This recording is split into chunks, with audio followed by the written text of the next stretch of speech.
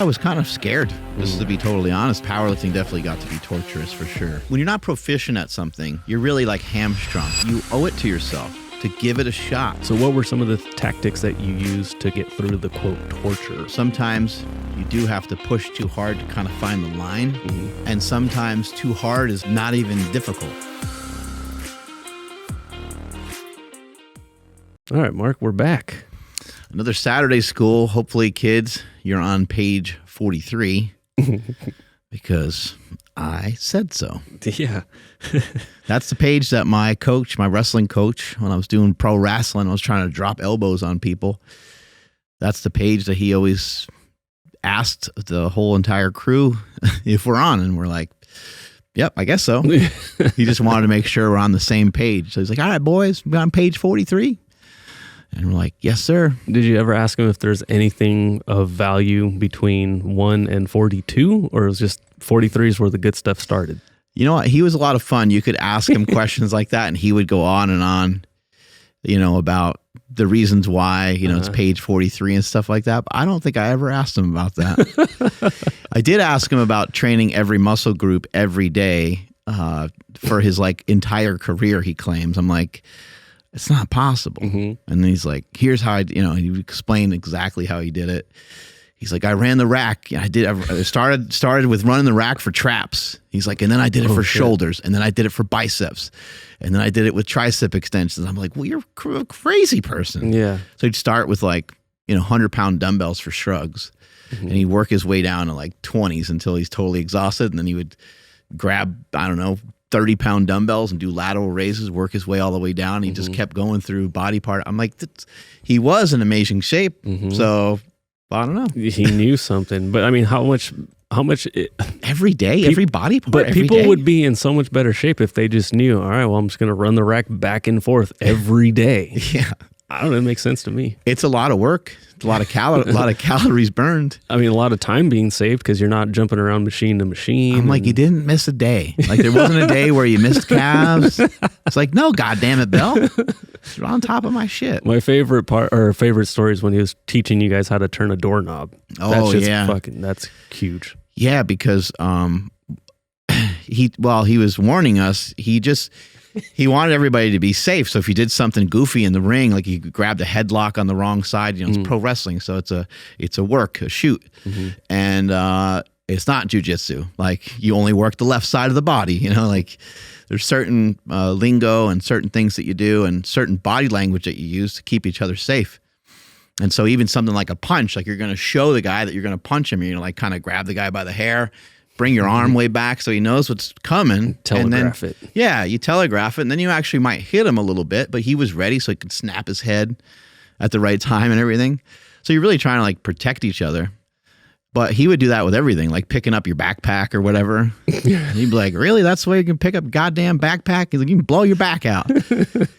You're like, I'm not 70 years old, Rip. It's a fucking 4-pound backpack. I'm going to be fine. Yeah, JL did that to me too. And then the same thing with opening up a door. Like one of our guys, he like went to open up the door like overhand. He's like, God damn it, that's not the way you open up a door. He's like, you got to do it underhand. You got to do it gentle. He's like, do you want to work? Do you want to get paid? Do you want to make some goddamn money? He's like, this is how you open up a door. And he's like, boys, make sure you put your foot forward. Foot's forward, hands underneath, and you turn the doorknob. Because he's like, because if anything's going to get hit, it's just your shoe. He's like, it's not a big deal. You're not getting hit in the face. You're not hurting your arm. And then it was like 3 weeks later where one of our main guys totally killed his hand.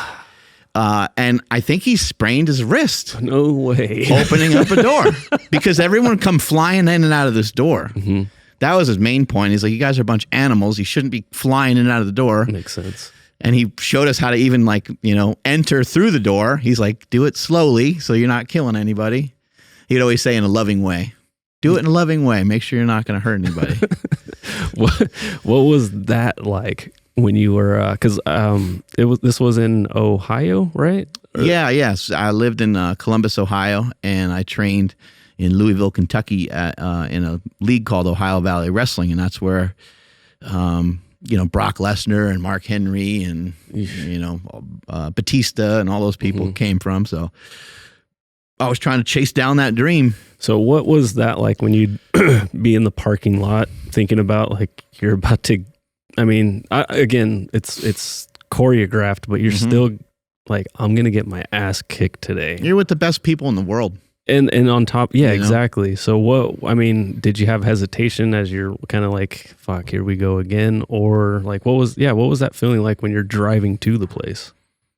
Yeah, you just, sometimes you're like, I'm going to go to practice. I'm never going to miss them, but I wonder if I could like halfway fake an injury or just be like, hey man, like, cause the practices were really tough. And I wasn't under contract. Some of the other guys were under contract. So if I was getting paid, it would have been different. I probably still would have been scared or whatever. But I was kind of scared, just to be totally honest, nervous. And then that nervousness and scaredness, like it totally shows when you go to cut a promo or you go to get in the ring and do something with somebody. You're not as loose and as calm, just like any other sport. Like if you're not loose for basketball and you go to shoot a three, you can be as good as you want, but that's Kobe Bryant, in his first year, like shooting air balls, right? You're not even going to be able to hit the fucking rim. So it definitely, it would definitely rattle you, and you would see how good some of the other people are, and that's all you could focus on. You couldn't focus on, I just need to figure out a way to showcase what I have. I already have something. I already have a couple things that are pretty good.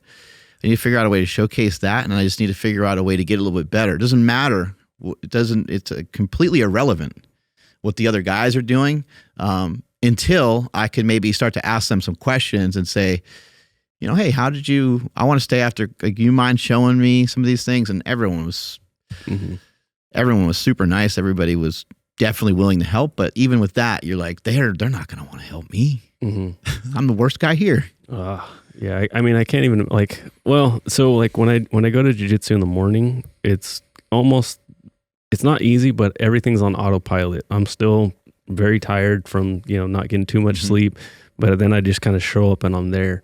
When I go to any classes later on in the day, I'm kind of like pacing, like this same thing, it's like, okay, I'm going to go to open mat. Do I have to stay for class? Like, yeah, I should stay for class. Should I stay for the whole class? Like, yeah, I should, but like, we'll see what happens. And so like today I was just drained. Like I could not, like my last roll of the day, I just apologized to my partner. I was just like, dude, I'm sorry. I'm fucking gassed. Like I can't do anything right now, but get through it. And then you come out the other side and you're just like, oh, all right, we made it. I feel so much better. So I'd imagine that stuff was very similar, right? Like where you kind of, even if you didn't accomplish too much, you feel fairly accomplished for at least that day. Oh, when you did it well, like it felt so good. Oh yeah. When you had a good practice or you put together like a 5-minute match or something and you kind of figured it out, is when you just start to feel really, really good about what you're doing. And when you start to feel good about what you're doing, then it makes the sacrifice, it makes the suffering, it makes all those things that much easier. It kind of puts them in better perspective. And then after a while, you get like to a point where you love it so much and like it so much where you wouldn't even necessarily really use the word sacrifice or suffer because it doesn't feel like that. But in those moments, when you're going to jiu-jitsu, it's really easy to think, tonight the whole family's there, or whenever it is that you go to class, I got my daughter and my son, like both are home and my wife's there. And I know that she's got a little free time and like, it'd be cool if we could all sit down and have dinner or go to our favorite spot or order our favorite food. And like your thoughts, they end up staying there or they end up kind of drifting like, oh, I could podcast it. But like you have a schedule of like, you're supposed to go do jiu-jitsu. You already agreed in your own head that you're going to do it. But again, I think in those moments, even though it's something that you want to do and you want to improve on, you fuck with yourself a lot before you get there. And on your way out the door, you find yourself like doing anything and everything you can that's not preparing you to go to jiu-jitsu. It's just like a lot of fuckery, but it's just getting over the hump. Because once you get over the hump and once you're the guy, when you walk into jiu-jitsu, they're like, fuck, Andrew's here. Dude, like I didn't, did you know he was coming in here? Fuck, man. All right, well, he's strong, man. And he's nice to everybody, but damn. We got a ways to go, but I see that with Nsima though. Yeah, everybody knows him as Nsima. Nobody even, it's not that they don't bother to learn his last name. It's just it's not even necessary. He's Nsima now. Like that's who he is. You know, he's gotten to that stature, and you can see when everyone just kind of like, oh, like the air gets sucked out of the room because it's like, fuck, like can I even give this guy somewhat of a decent role? Nope. And the answer is always no. You know, I think what's really incredible about Nsima, I mean, it's incredible not to have him here during these Saturday schools. Start with that. No, he's an incredible person. And I mean, you must admire him even more now that you're doing jujitsu, but how cool is it that he's been doing jujitsu like almost behind everybody's back in a way? Like he's the guy never talked about it. Now he talks about it because we reference it a lot. I understand jujitsu enough to know that it's like a game of like problem solving and leverage, and it can really assist somebody that maybe otherwise didn't have a prowess with physicality to be able to handle themselves much better in a situation. So I know enough about it there, and then now you're doing it. So we talk about it all. We kind of make him talk about it. But even when he does talk about it, like you don't really hear him talking about like holds and grips and like, he's not talking about a bunch of shit that people don't really know about. He is only referencing the different leagues and stuff that people fight in when we press him on it, you know? Yeah. I mean, when he first started, I remember I was, filming at the previous ST, and, he had mentioned it like a couple times, but that was in the very beginning. That was when like everybody is like so hyped up because they found something that they love. And so that's when he would talk about it on camera, at least. And he would film his stuff, but you're right. He's not, like me, like I'll get fired up when I just get a sweep or I get into like a good, dominant position. Like I can't wait to celebrate that shit. Like I'll text you guys about it, but he's not doing that. Like lately he's been like, just explaining how difficult some of the roles are when he trains with Mason. And like, that's what he's fired up about. But again, it's like, he's not really talking about it. We kind of still have to beat it out of him. And that's really freaking cool. Yeah. It's freaking amazing. Well, he's definitely somebody that has been doing it long enough and has the physicality and stuff to get over the hump. And for myself, it took months and I'm still working on it. Like running still sucks. Yeah. Like it sucks. Like there's parts of it that suck. I do love it. I do actually enjoy it. And I'm even going to go on a run today, even though I did a half marathon yesterday. Here in Sacramento, did the Shamrock run. And that was a lot of fun. But yeah, you get like 6 miles in, you're like, I'm like halfway ish, I'm like not even really halfway. And when you're not proficient at something, it just is you're really like hamstrung. Like you're sort of not stuck, but you're like limited because if I could run faster, well, then a half marathon would take me a shorter amount of time. So the whole thing would be easier. I would have a larger capacity. I could get through it faster. But because I'm on my feet for 2.5 hours, because that's about reasonably how long it takes me to do it, you are kind of sucking, and we're lucky the weather was good yesterday. There wasn't like, it didn't rain while we were running. But if there was like rain and a lot of wind, it's not like I would have quit. But because I don't have the proficiency, I saw these guys running that started the same time as me, and they're coming back the other way.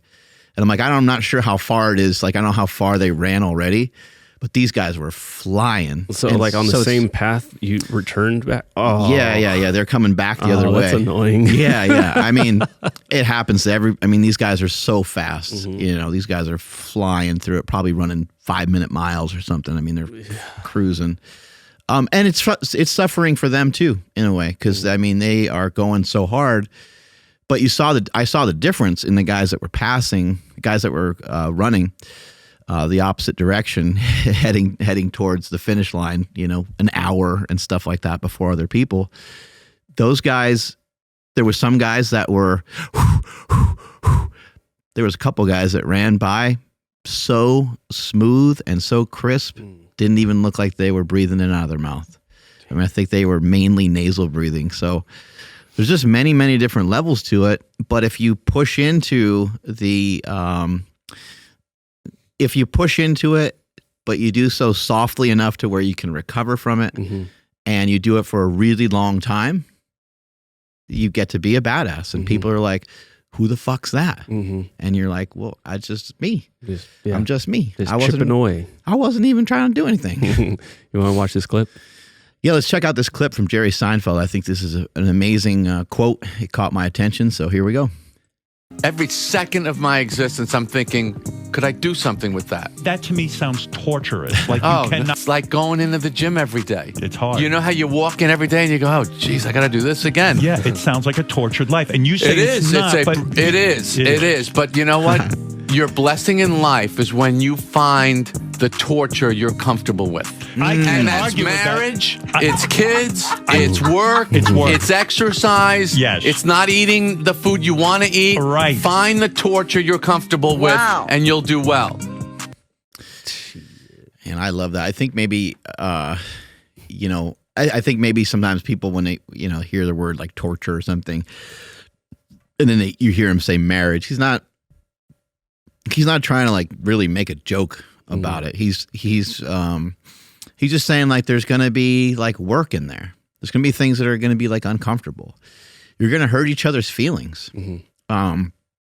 Imagine being in a relationship and you recognize that you're going to like hurt each other's feelings, and then you're like, I'm done. I'm not going to ever have a relationship again. Like you just bow out and you don't ever try it ever again, when there's so many wonderful things that you could get from a relationship and so many wonderful things that you can give in a relationship. So I really like that quote a lot, because I think that you're going to try a bunch of different things in your lifetime, and some of them are going to be really tedious. Some of the things that you're going to try are going to be really hard. They're not going to be comfortable. And sometimes you're going to almost know right away, hey, man, like that just wasn't for me. I wasn't expecting to go into that CrossFit gym and end up with rhabdo. I wasn't expecting to go to boxing and, break my rib on the first day, even though I was only punching a bag. Like there's so many things that can happen, but when you find something that something still might click, so you owe it to yourself to give it a shot, to give it an opportunity. Luckily for me, when I started running, I was running so slow and so cautiously because of suffering I did in another sport for so long, that I kind of knew better. I knew that the most important thing was that I treat myself well and I give myself good inputs. I didn't want any bad inputs. And every once in a while you'd still, I would still overdo it, still go for it a little too much. But yeah, there was things, like there was just little shit like your toes hurt or your knee hurts or you keep getting a leg cramp, or there's all these like kind of little things. But luckily for me, I had some training in suffering already through powerlifting. And powerlifting for me is a great metaphor for everything else in life, because I wasn't even really, I started powerlifting so young, I wasn't even actually really trying to do anything.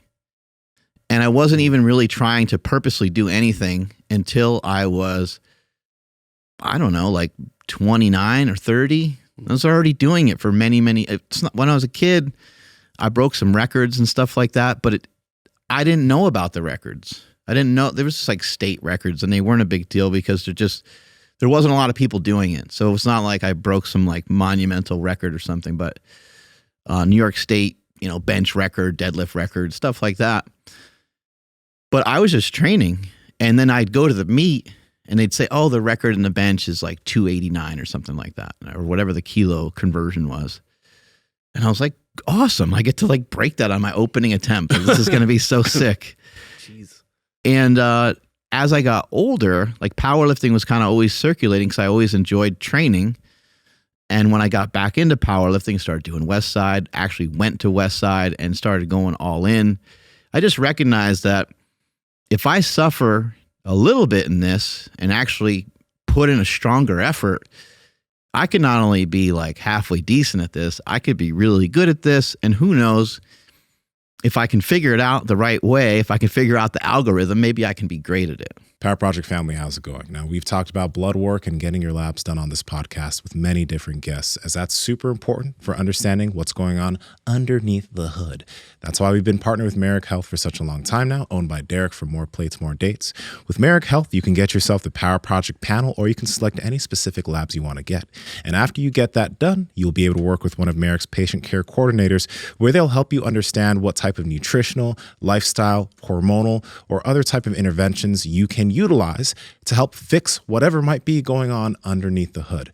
Merrick is your one-stop shop to make sure that everything is going well underneath the hood. Andrew, how can they get their blood work done? Yes, we have two options for you guys. Head over to merrickhealth.com/powerproject. That's MAREK health.com/powerproject. There you guys will see the Power Project panel that Nsima was just talking about. And at checkout, enter promo code PowerProject to save $101 off of that panel. Now, if you want to custom select your own panel, you guys can use promo code PowerProject10 to save 10% off all labs.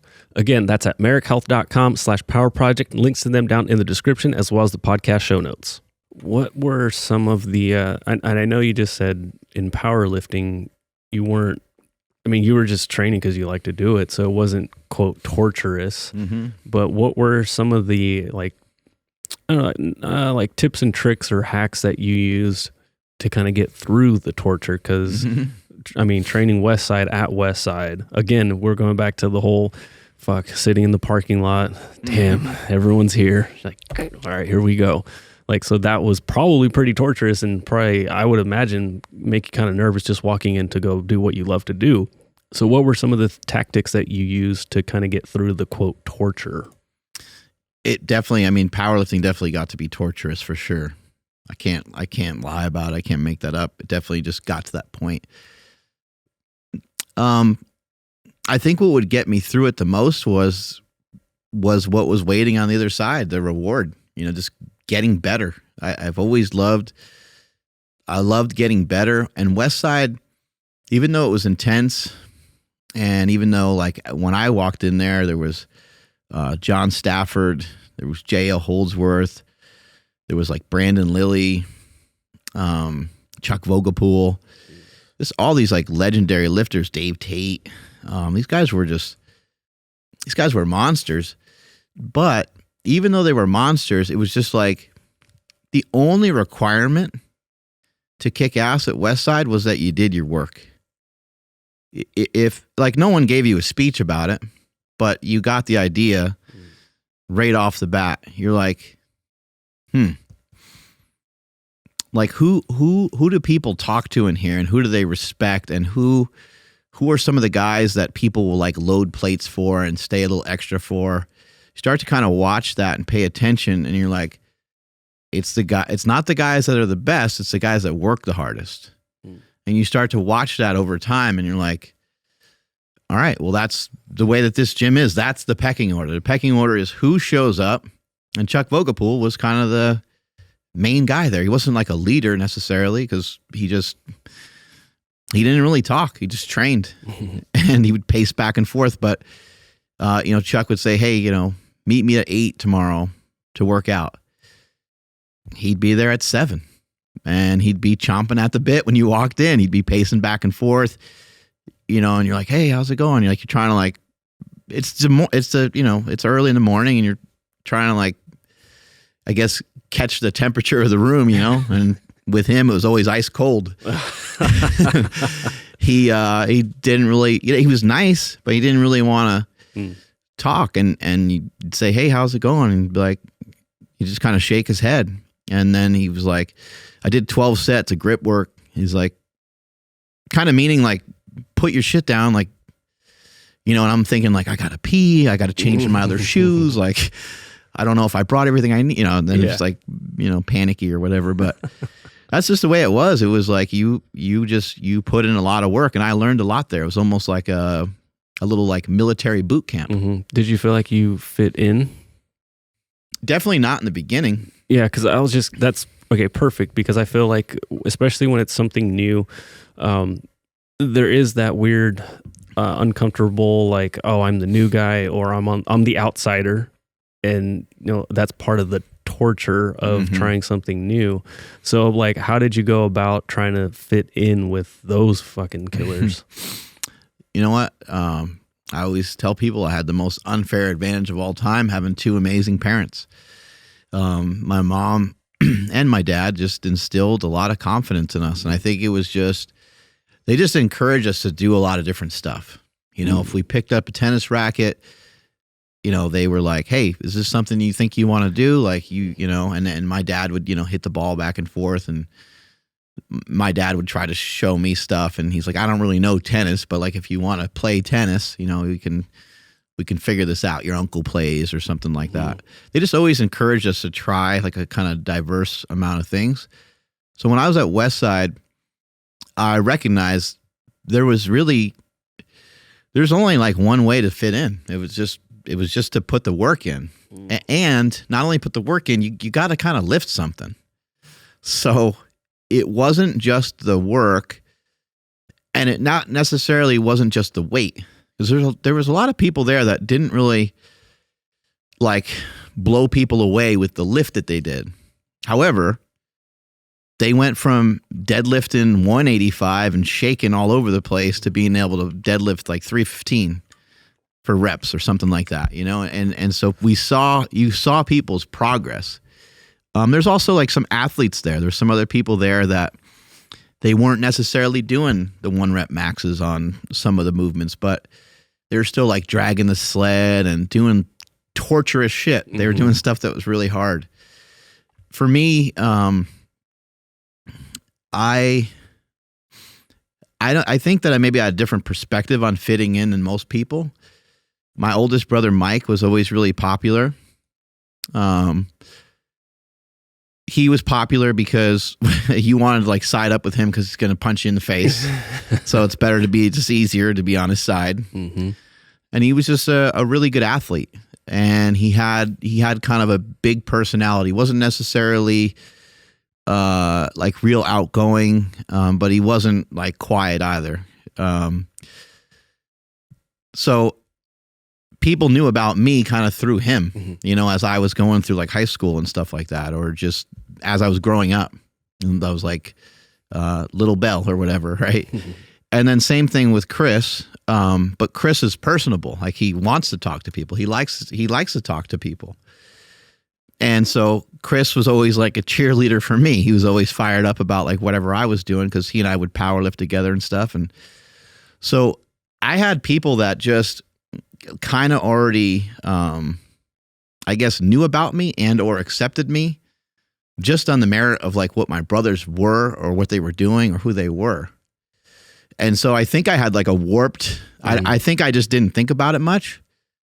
And I was just thinking like, well, everybody always thinks I'm cool. So as long as I'm not, mean to people, then I think, and is one thing that I think is important that I kind of forgot about.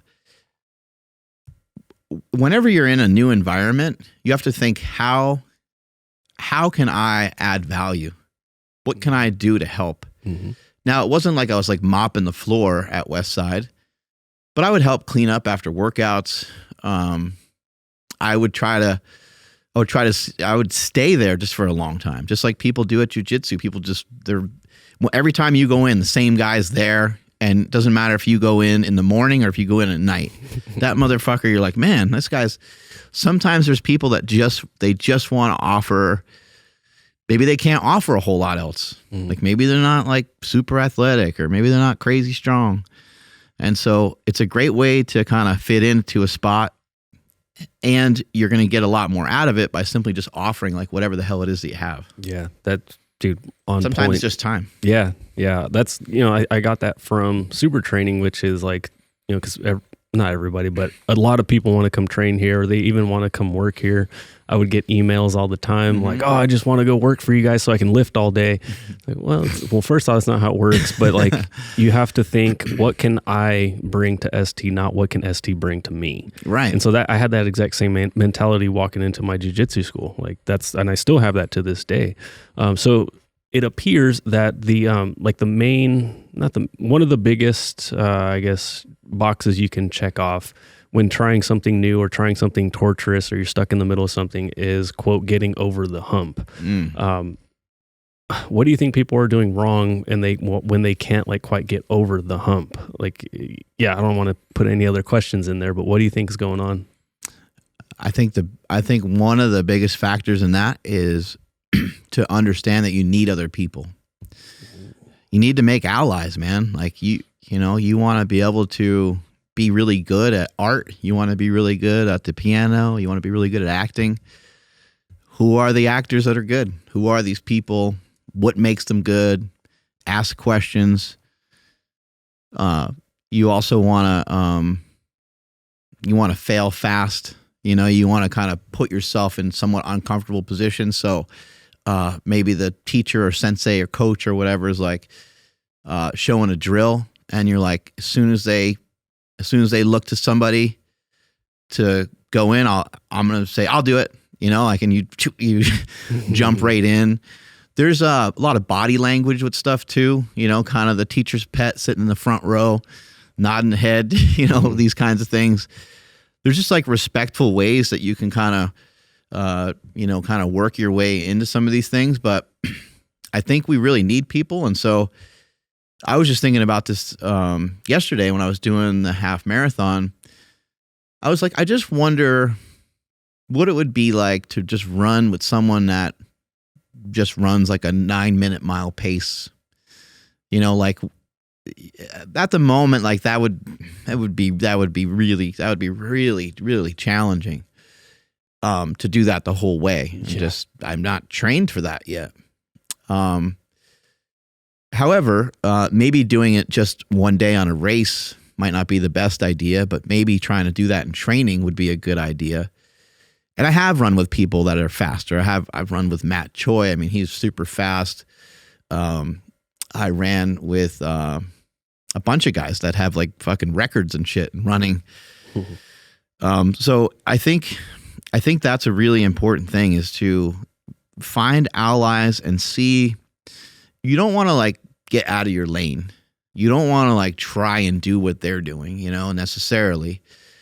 But I think it's appropriate to occasionally ask them, say like something like, when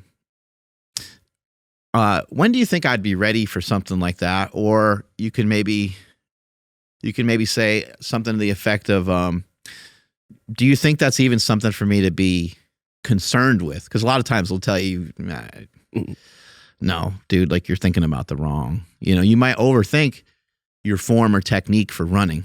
And it's like, well, a lot of guys that have run for a long time, they're like, I've been running for 30 years. So like, what do you think of form? They're like, I never really thought about it, And it's not like they don't have any value to give you, but the value of that, the value of making friends and having allies, is you end up with a bunch of not just coaches who have done it previously, but people that are currently doing it. And I think that's really important, because those people will give you a lot of feedback, and you'll say, I tried that and I kind of got tweaked something. And they're like, well, I didn't really mean for you to do that like right away. You maybe got fired up or misunderstood.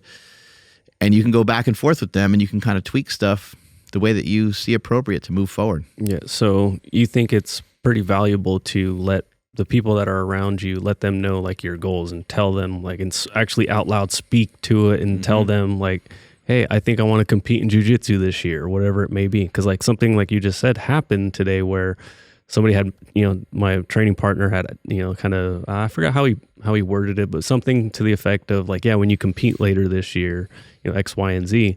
And I had said, I was like, I don't even have health insurance. I don't know if I like go in and like get armbarred and break my arm or something. And he's like, no. He's like, it's nothing like that. And I was just like, oh, okay. So, but anyway. Yeah, it's not blood sport. Yeah, the kumite. But so you think verbalizing and telling the people in your circle what your goals are is important? Yeah, I think that's huge because then you get people kind of on your side. But I also think that, like if you were to ask people certain questions, you already know all the answers to them, Yeah. Like imagine if you went to your coach and you were like, hey man, you think I should compete? Like I just saw there's a competition in like a month. He's going to be like, I'm going to hold your hand. I'll bring you there, like, let's fucking go. Like, let's go. Yeah, that'd be great. Now there could be, if you have an injury or something like that, they could give you advice and say, it's just, I've done that before. It's just not smart. But I think, I think all these things are really valuable to get you over the hump is to ask questions, pay attention to what people are saying. If you keep hearing competition, oh, you should compete, and these are people that you admire. These are people that you value. It's not like some random, someone that doesn't know anything about jiu-jitsu. It's people that know stuff about it. You're like, well, that's the third time. You know what? Like, I need to just go. And maybe you play out different scenarios in your head. Maybe you play out the fact that, I don't even know what happens in jiu-jitsu really, but I'm imagining there's people that kind of hang out in the white belt category for a while to kind of rack up some wins. Rack up some wins, maybe some confidence, things like that. And so you can say, okay, well, there might be some guys that have been a white belt for a handful of years that have a collegiate wrestling background and so forth. And I got to be accepting of that. But really, I'm there to figure out what my skills look like against anybody that's similar-ish to me. And if I lose, I'm not going to be a big baby about it, but I'm going there with the intent to showcase what I got. Mm-hmm. Yeah, that's absolutely what goes through your mind when you're even thinking about competing, or some of the guys that I've talked to that are getting ready for a competition, which is like, well, shit, I've, only had my white belt for not even 6 months. What if I go up against a white belt that's had it for, 3 years or whatever? He's the guy that, I did a little bit of wrestling in high school, and then I kind of come in and out of jiu-jitsu every couple of months, and he just kind of has all of the skills. And then, so I'm explaining this, and then my buddy Chris, he's a brown belt. He explains, he's just like, dude, it's the journey. He's like, it's the prepping for it. It's the getting ready. It's the being there. He's like, the winning and losing. He's like, I mean, at the end of the day, it doesn't really matter that much. Like, yes, of course, it'd be cool to win. Yes, it's frustrating to lose. He's like, but the journey, he's like, that's where it's at. And so I'm like, damn, that's pretty deep. That's really cool. You might not even know anybody that's undefeated in jiu-jitsu unless they only did like a couple of matches, right? The best guy I know, Nsima, right. He's not undefeated. Fucking Nsima, so it's like, okay, like I get it, Yeah, and not Mason and all these guys. I mean, the better that you are, probably it's not like the more times that you lost, but you had to learn lessons along the way, and you weren't trying to duck anything, and you were trying to get better, so you were putting yourself in situations that some people might think of as being like torturous. But they're forms of torture that you can be comfortable enough with doing.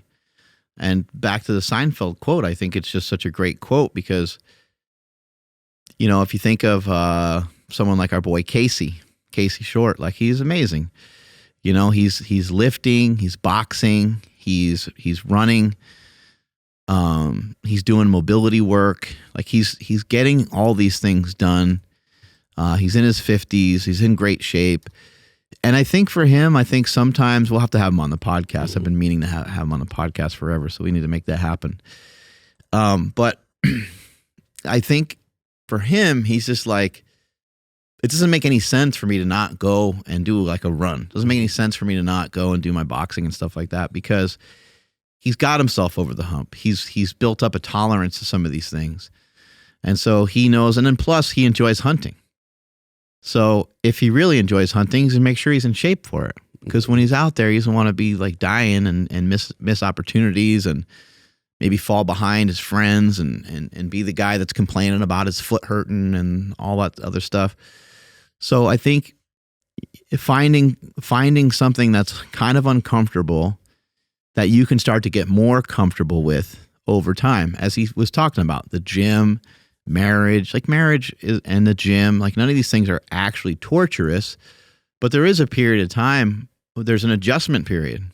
Like the gym can be torturous or could feel that way.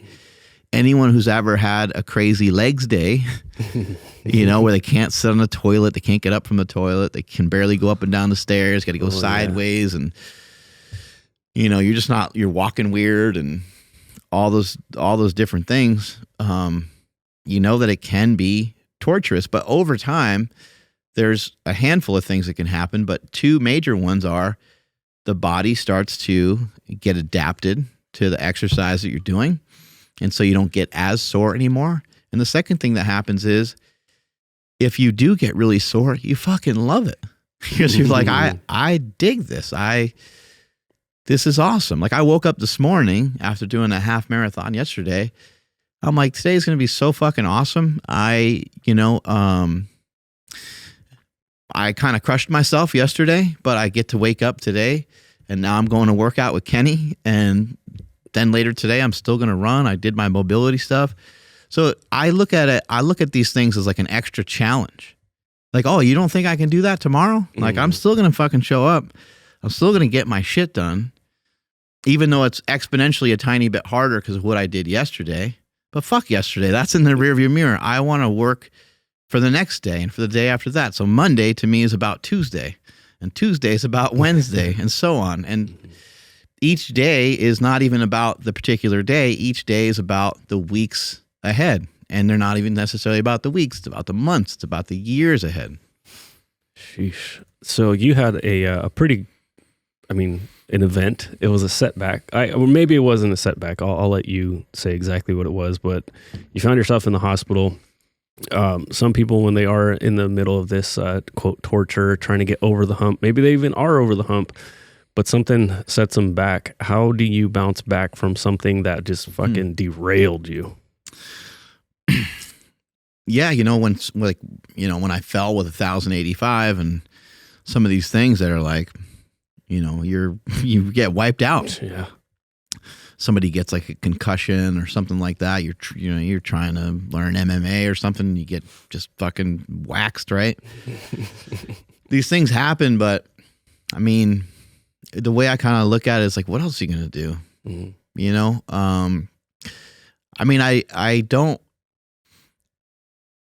I would say that like, nobody wants to die, right? Like you don't want to fucking die.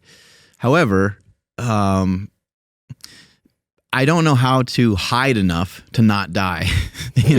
Like where am I supposed to go? What am I supposed to do with myself? I see what you mean. I do like things that are maybe a little bit of the roll of the dice. Like it's not like I play Russian roulette every day.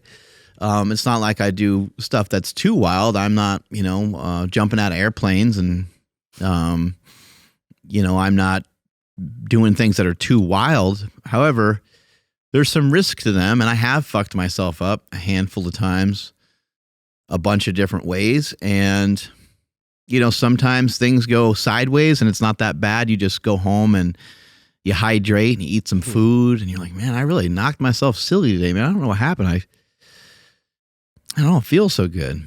I remember one time working out with John Cena, and I just we were doing legs and I threw up and I was just like just so pale, I was just and sweaty and weird.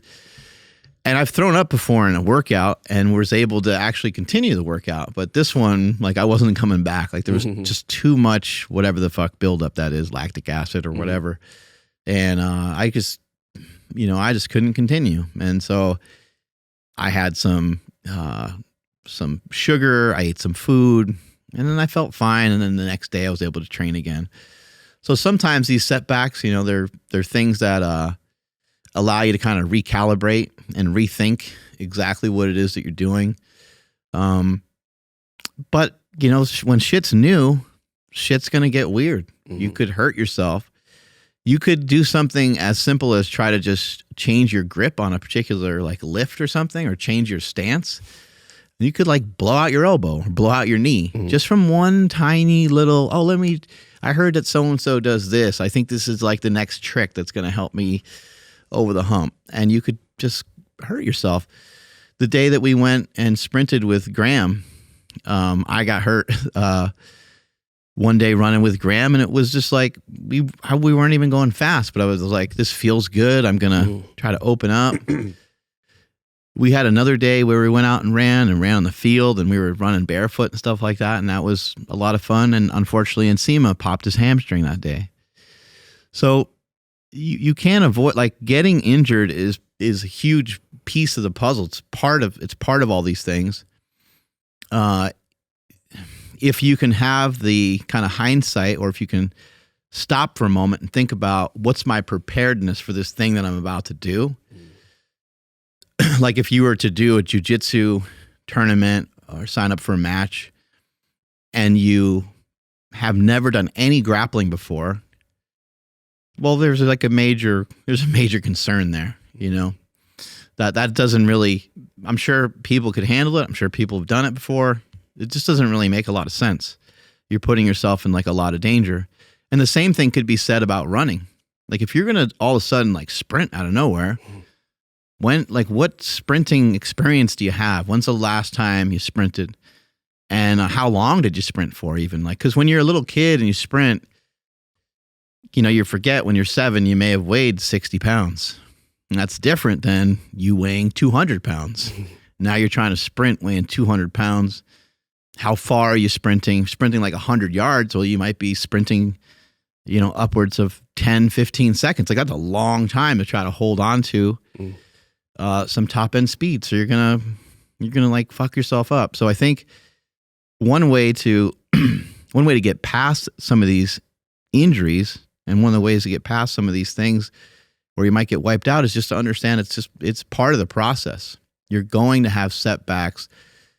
Your setbacks sometimes are injuries, and sometimes are just pure failure. Like you are supposed to do this run on this particular day, or this lift on this particular day, and you're way off. You're like, I don't understand what's going on. In that case, I'd almost rather get hurt than to find out that I was like 30 pounds off, you know, the weight that I thought I was going to be able to execute or lift. So, like I said, I don't know. I don't even know how to like shelter myself enough to be safe enough to, because I have the knowledge. So it's, if you think of the spaceship that blew up, the Challenger. It's like, how many smart people were involved with that? You know, there's a lot of fucking smart people involved in that. That's NASA. You know, it's like supposed to be the smartest people in the world. And they probably don't actually really even know what happened. And kind of same thing with what happened to me. I just was running and just something weird happened. And all I can do is kind of think about what I know about myself and try to think about where that might have came from.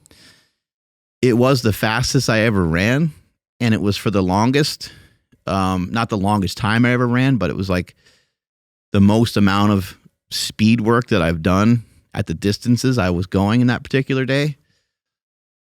So I could have just felt weird and knocked myself silly. And as a result of that, I didn't know what to do. I thought that I had low blood sugar.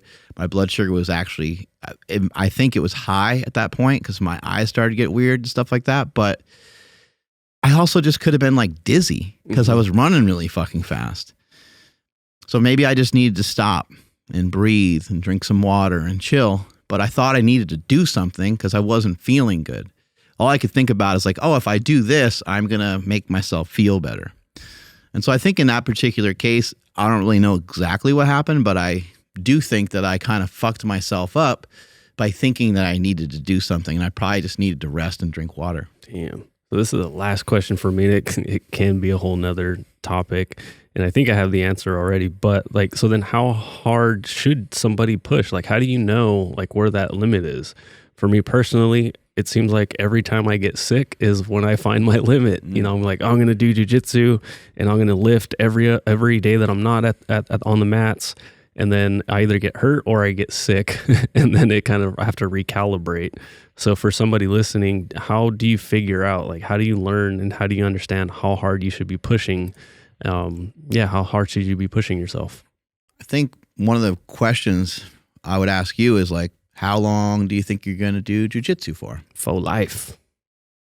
Then what's the rush? Yeah. Where do we need to be? Yeah. You know, like, you're like, not to be disrespectful, but you're not going to be that good anyway. Mm-hmm. Like, it's going to take for you to get really good to where people are like, holy shit, he's really good, and you're a blue or a brown belt or something like that. It's just going to take a lot of time. It's going to take a lot of time and a lot of consistency. And even when you're in that spot, you're going to say, I got a lot to learn. Oh, yeah. You're still going to kind of feel the same way. So it just, I think knowing that it's going to take a tremendous amount of time, a tremendous amount of consistency, I think is critical.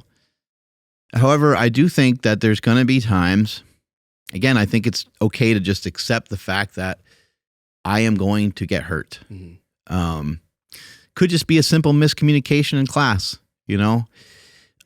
Somebody didn't realize that you were going to like kind of actually throw them a bit, and something happens and I don't know, because of that, they land on your leg weird or something like that, or vice versa. They throw you and you land awkwardly or something. You know, all these things are definitely possibilities, especially with jiu-jitsu, because you're not just dealing with your own body. You're dealing with physicality and somebody else's body and what they're doing, and they're literally trying to make it seem like they're doing something else, but then they go for something different. Mm-hmm. And sometimes because they know that, they go for something different, or they go back to the same thing that... You get baited all the time. Yeah, like arm bar, triangle, arm bar. Right? Yeah. Like it could just get crazy. Yeah. You're like, whoa. It's like that, yeah. Yeah, and then you're like, I don't know what happened. Uh-huh. Went by so quick. So I think, just a good understanding that these things are going to take, they're just going to take a tremendous amount of time to get good at. And just to, I think to know that, you know, I'll give you an example. Like yesterday when I was running, there was this old bat, this old lady who was walking, you know, but she was walking pretty fast. She was like almost like a speed walker.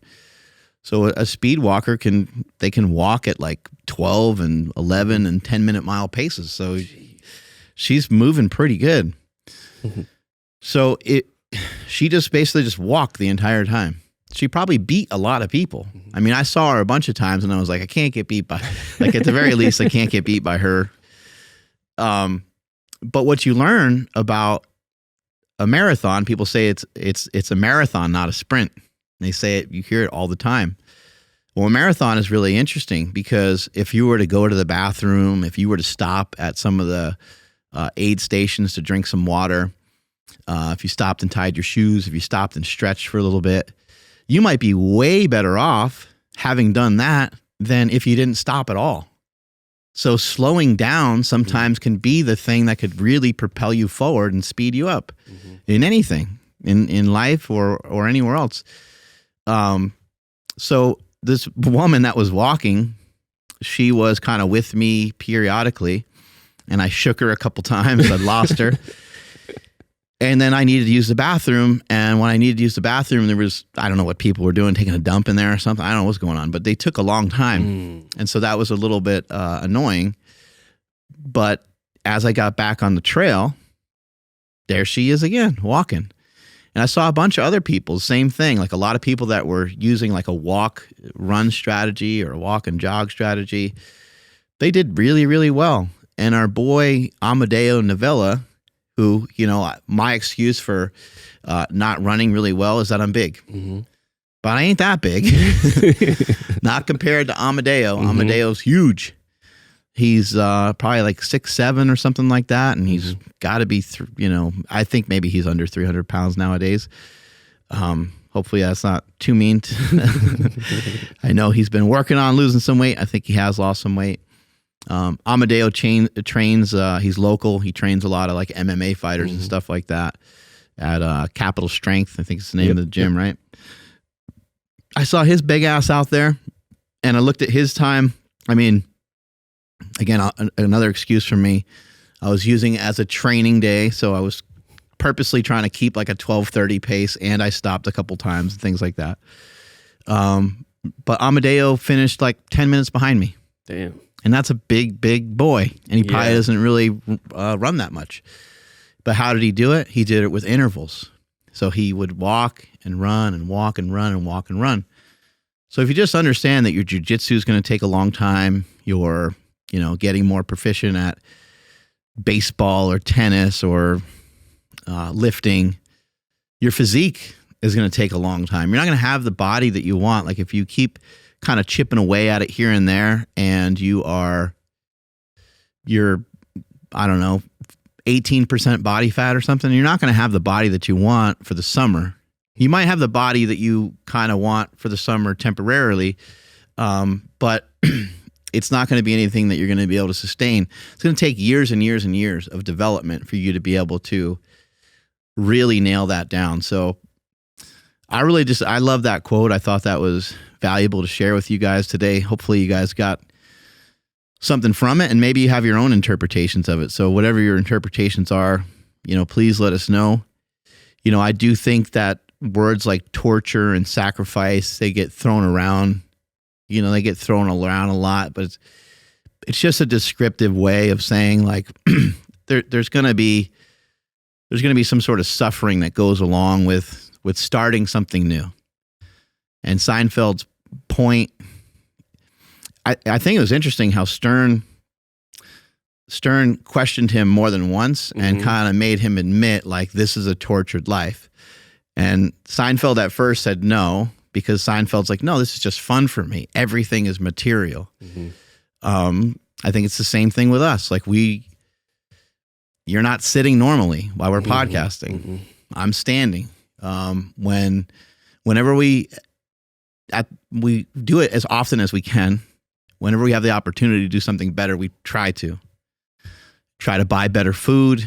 If there's a chance to mobilize something, if there's a chance to, I'll be in my recliner at my house with a ball underneath my calf, digging in for myofascial release. Sometimes I'm watching TV and I'm mashing my feet. I'm mashing my feet right now as we speak on this Nubosu ball. So I'm always trying to find an opportunity to make myself better at stuff.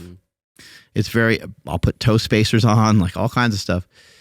People might think, cold plunging and doing these things that are difficult is torture. But to me, it's stuff that I like. But again, part of the reason why it's stuff that I like, I've gotten used to it. So it's going to take a while to develop these new habits.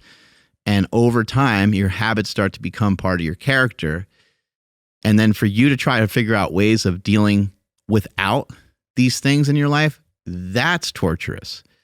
So you not eating the chicken and rice and the different things that you like to do on a daily basis, you making sure you hit your mark with your meals, or you making sure that you fasted the way that you wanted to fast, you'll be more frustrated that you didn't achieve that than and you ate ice cream or something like that. You're going to start to get more frustrated with the fact that you didn't go to the gym than the fact that you did go to the gym, stuff like that. As crazy as that sounds, but it's true. I had an opportunity to eat.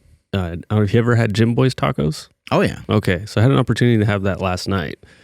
All I could think about was like, dude, this is going to hurt so bad in the morning when I'm on the mats.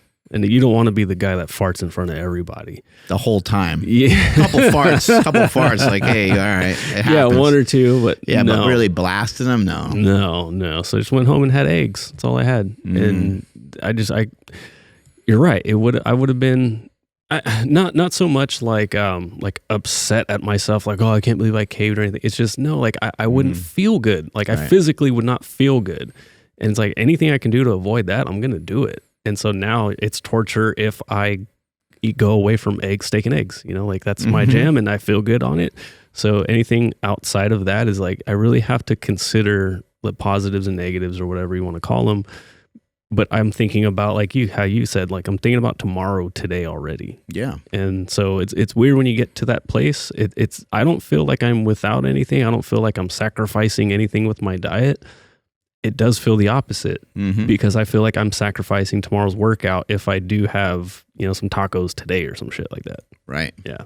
But, yeah, it sucks to share this with people all the time that things they take a lot of time. But because they take a lot of time, they're going to take a lot of time no matter what. I think one of the things that's kind of cool about that is you get to kind of play around a bit more. Not that you're taking anything less seriously, but you might be able to try stuff a little differently. You might be able to, like I'm doing with running. I've tried different running techniques often because I know that my technique and my form, it's going to take a long time for it to improve and for it to look the way that it needs to look for me to be as efficient as I need to be for me to be able to run the times that I want to run. Mm-hmm. Right now, if I was to run as fast as some of these other people, which I can probably do, but only for short periods of time. If I was if I had the capacity to do it for a longer time, I'd probably get hurt because my form isn't like locked in enough. I haven't been doing this long enough. And so I'm going to continue. That's why I'm always searching for stuff. And that's why people, sometimes they misinterpret. They're like, oh, you were doing stuff from Starrett, and then you're doing stuff from Goda, and then you're doing stuff from functional patterns, and you keep like leaving one thing and finding another gimmicky thing. No, I'm not leaving anything. I'm gathering information. And I'm taking the information, like there's still stuff from Goda that I practice. There's stuff from Kelly Starrett that I've been utilizing forever. And sometimes these things come and go in waves, but it's all in an effort to make the thing that I'm doing a little less difficult and more fun. And so it might take longer to learn because I'm not sticking to one solid. It's not like I read one book. If I read one book and stuck to one solid thing and I learned that over a period of time, maybe I would get better a little bit faster, but I also wouldn't have the capacity to be able to fix shit as I go along. Right now, I'm able to fix stuff. I did have that weird setback that one day, but I've had zero injury. My back, my calves, my hamstrings, my body, everything feels amazing. And I'm able to run miles and miles and miles. And it's because I've been flirting and messing around with so many different things that I have a decent knowledge base along with some coaches that are helping me to be able to take care of these things as soon as they happen. Mm-hmm. Yeah. Dude, that was awesome. That's all I got on this end. Andrew, take us out of here, buddy. All righty. Thank you, everybody, for checking out this edition of Saturday School.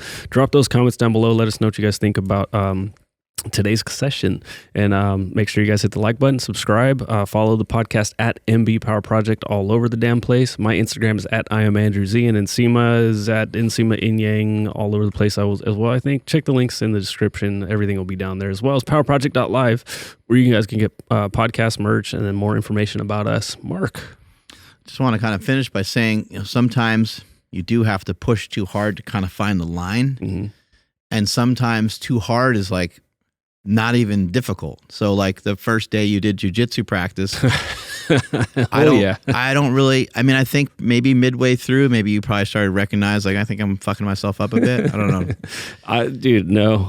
I mean, yeah, I mean, like cardio wise, yeah, I'm like, whoo, like, dude, I'm about to throw up. But it wasn't till the very end when I looked down at my feet and I was like, what is that? Like, this looks weird. And so for those that have experience, you understand what I'm talking about with mat burn on the feet.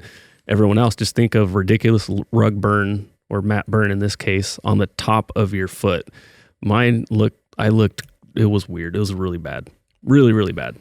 So sometimes you're going to have to push it a little too far. And sometimes you're not even necessarily even feeling that. That's exactly what happened to me when I had my incident, ended up in the hospital. I didn't even know. But these things, they are most likely going to happen. They're not necessarily avoidable. We don't always know exactly why they happen, but just knowing that they could be possibility, I think is a good thing to understand. Strength is never a weakness. Weakness is never strength. I'm at Mark Smelly Bell. Catch you guys later. Bye.